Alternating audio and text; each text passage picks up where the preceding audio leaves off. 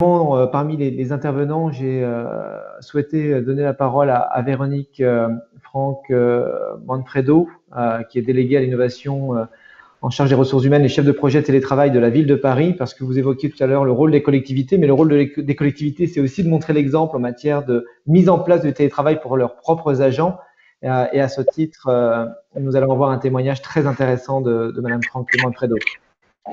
Merci beaucoup. Bonjour à tous et à toutes. Donc, je vais vous présenter très rapidement la démarche de la ville de Paris en matière de télétravail. Donc, nous avons démarré en 2016 sur une impulsion d'Anne Hidalgo qui souhaitait lutter contre les gaz à effet de serre et aussi de l'élu RH de l'époque, Emmanuel Grégoire, qui souhaitait, par le télétravail, pouvoir moderniser les managers et puis la partie RH de la ville de Paris. Alors, à la ville de Paris, il y a 56 000 agents qui sont répartis en différentes compétences propres à une commune, une grosse commune et un département. Et en gros, on avait à peu près identifié 10 000 postes télétravaillables quand on a lancé l'expérimentation.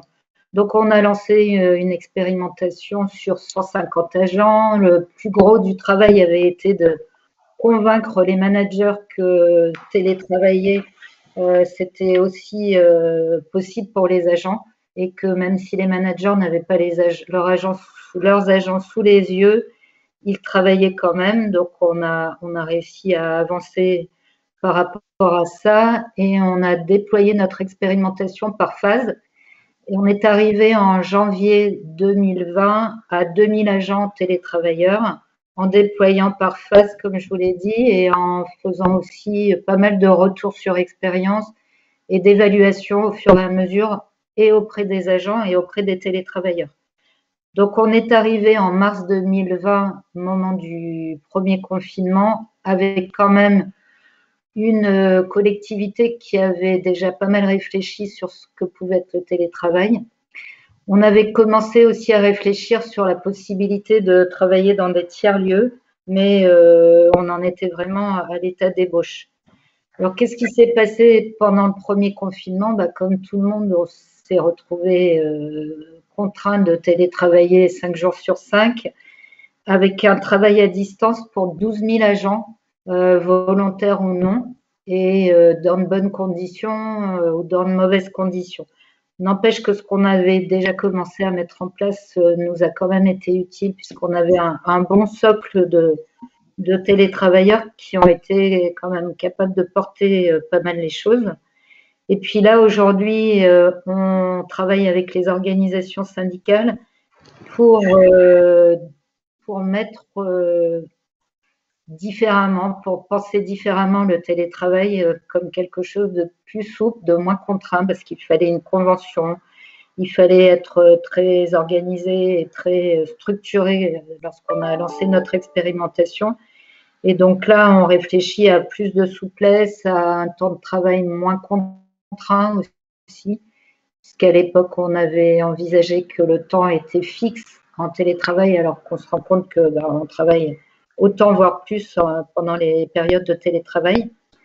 Et puis, ce qui est intéressant et qui est tout à fait lié à nos propos d'aujourd'hui, c'est qu'en mai 2020, il y a eu un vœu du Conseil de Paris souhaitant que l'on développe des espaces de coworking, des tiers-lieux, de manière à ce que les agents en télétravail puissent être moins contraints chez eux, mieux installés, mieux équipés.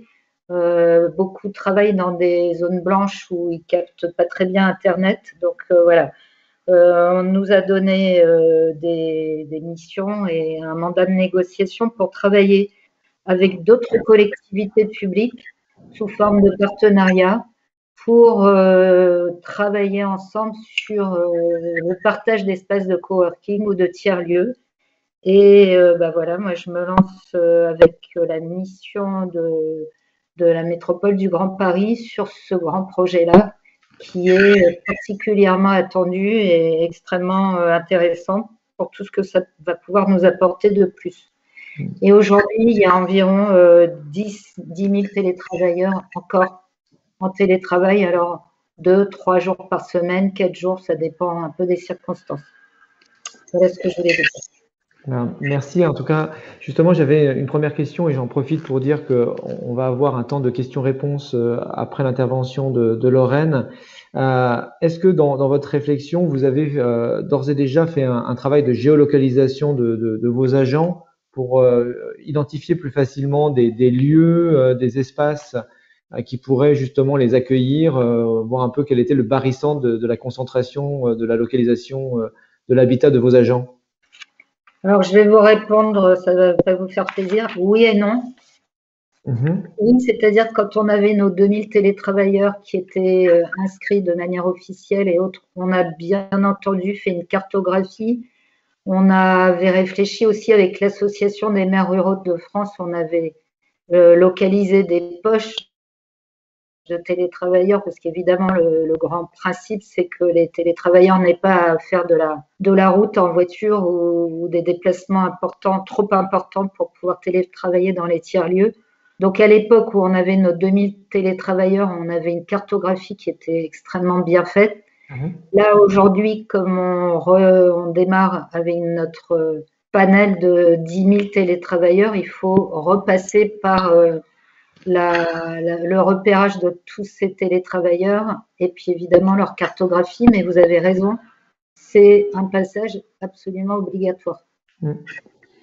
Donc, bon, dans tous les cas, statistiquement, sur les 10 000, on peut espérer qu'il y en ait qui habitent dans le Val d'Isère, Val-de-Seine. Donc, Bien sûr, oui, oui.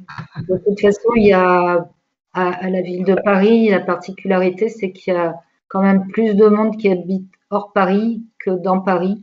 Et même les Parisiens, évidemment, sont intéressés par le télétravail, mais il y a beaucoup d'agents qui sont intéressés pour télétravailler à proximité de chez eux, en petite, grande couronne, voire en province.